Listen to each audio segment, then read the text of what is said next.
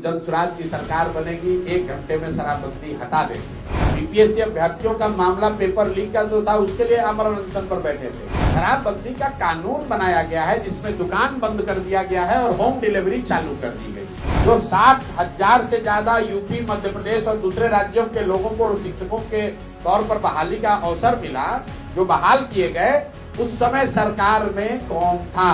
नीतीश कुमार को पिछले 10 बरस से प्रधानमंत्री बनने का भूत सवार है। तेलंगाना में उस आदमी ने कहा कि बिहारियों का डीएनए जो है वो मजदूरों का है।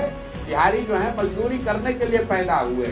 बिहारियों को बिहारी करके गाली दोगे तो फिर बिहार में वोट मांगने काहे आए हो भाई? नमस्कार, आप देखना शुरू कर चुके हैं लाइव वीडियोस को। मेरा नाम अभिषेक है। बेगूसराय पहुंचे जनसुराज के संस्थापक प्रशांत किशोर ने कन्हैया कुमार से बड़ा सवाल पूछ दिया है। दरअसल उन्होंने साफ साफ कहा कन्हैया कुमार की जो यात्रा हो रही है अच्छी बात है, लेकिन चुनावी वक्त में ये यात्रा हो रही है। जिस तरीके से जनसुराज बात कर रही थी उसी धरे पर ये लोग चल रहे हैं। और इतना ही नहीं, तेलंगाना के मुख्यमंत्री के बयान को लेकर खूब गुस्से में और पूछा है कि बिहार के बाहर बिहारियों को गाली देते हो और बिहार में वोट भी चाहिए।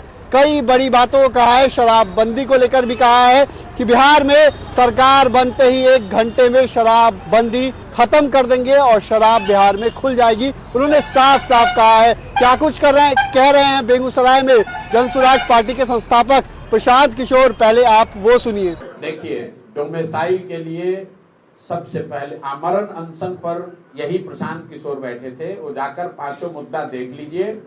यहाँ के बेरोजगारों को बेरोजगारी भत्ता, जिसका वादा 2015 में नीतीश जी के 7 निश्चय का पहला निश्चय के तौर पर किया गया था, ये इसके लिए आमरण अनशन पर हम लोग बैठे थे। डोमिसाइल नीति लागू हो उसके लिए हम लोगों ने अनशन करा था।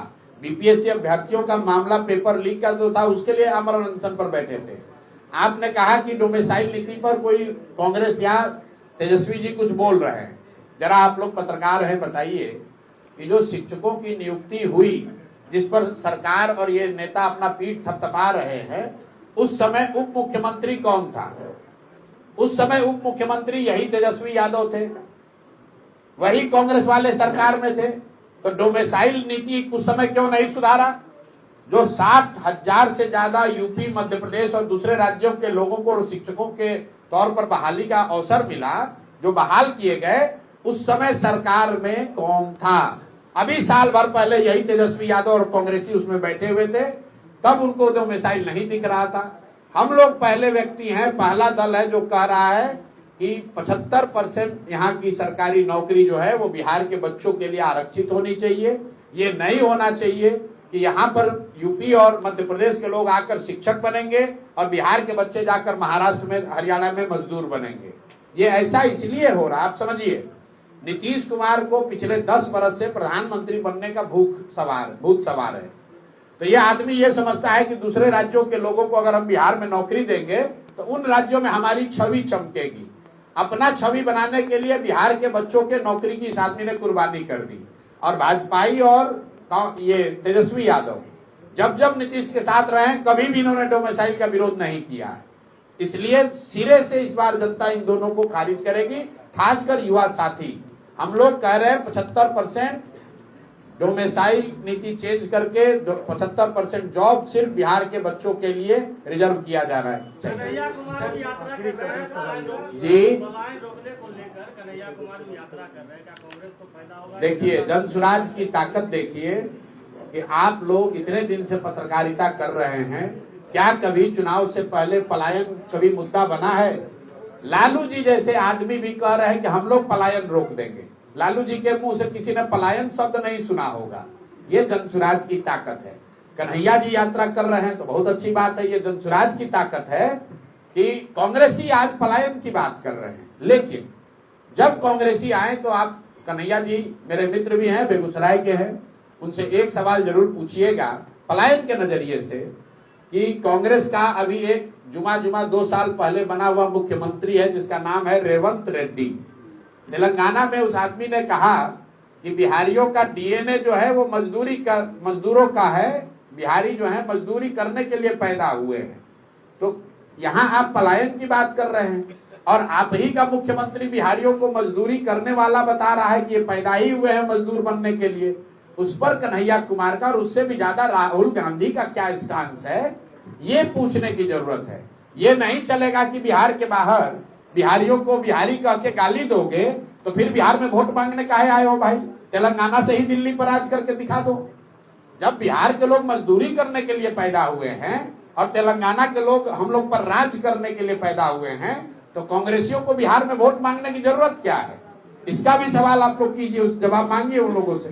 शराबबंदी और क्राइम को लेकर आपकी क्या प्रतिक्रिया है? बिहार में शराबबंदी को लेकर एक दल, एक नेता जिसने 3 साल में सब दबावों को के बावजूद कहा है कि जनसुराज की सरकार बनेगी, 1 घंटे में शराबबंदी हटा देंगे।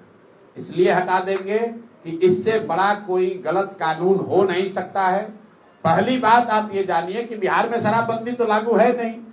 शराबबंदी का कानून बनाया गया है जिसमें दुकान बंद कर दिया गया है और होम डिलीवरी चालू कर दी गई है।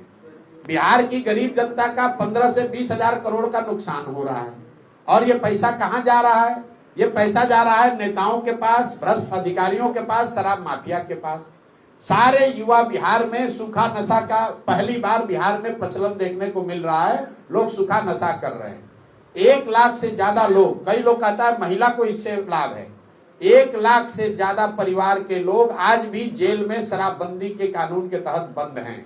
और ये जो लोग जेलों में हैं, ये ज्यादातर लोग समाज के दबे कुचले वंचित समाज के लोग हैं, दलित है, अति पिछड़े हैं, मुस्लिम हैं, जिनके घर में उनका कोर्ट में केस लड़ने वाला भी कोई नहीं है। और ये सामाजिक न्याय और समाजवाद की बात करने वाले लोग, इनको कोई चिंता नहीं है कि 1-1.25 लाख लोग जेल में क्यों हैं। आप महिलाओं से जाकर बात कीजिए। दलित परिवार की महिलाओं को हमने पैदल चलते हुए देखा। थाने वाले शराबबंदी के नाम पर जबरदस्ती उनको उठाकर थाने में बैठा रहे हैं। थाना में उनसे झाड़ू लगवाते हैं, उनसे बर्तन साफ करवाते हैं, उनसे दुर्व्यवहार करते हैं। क्या बात कर रहे हैं आप? बिल्कुल शराबबंदी के हम लोग खिलाफ में हैं। इसके साथ साथ जो आपने सवाल किया, आंकड़े बिल्कुल स्पष्ट हैं। 2017 से बिहार में कानून व्यवस्था की स्थिति बिगड़ी है और उसका एक कारण है शराबबंदी।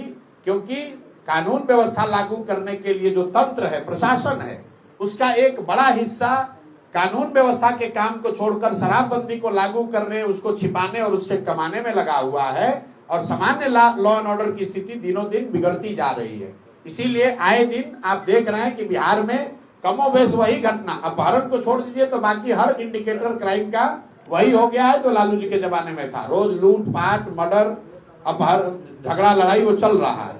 सिर्फ अपहरण ही बचा हुआ है, कुछ दिन और चला तो वो भी चालू हो जाएगा। तो आपने सुना कि क्या कुछ कहा है। जनसुराज पार्टी के संस्थापक हैं, जनसुराज के सूत्रधार हैं प्रशांत किशोर, बेगूसराय पहुंचे हैं और प्रेस कॉन्फ्रेंस में कन्हैया कुमार को लेकर बड़ी बात कही है और साफ साफ ऐलान कर दिया है। बड़ा सवाल भी पूछा है कि बिहारियों को गाली देकर बिहार में वोट भी चाहिए और बाहर में गाली दोगे, ये नहीं चलेगा। खूब भड़के हुए हैं प्रशांत किशोर और अन्य बातों को लेकर भी कहा है, डोमिसाइल नीति को लेकर भी कहा है। तो बने रहिए लाइव वीडियोस के साथ, हमारी यूट्यूब चैनल को सब्सक्राइब करिए, को लाइक करिए। धन्यवाद।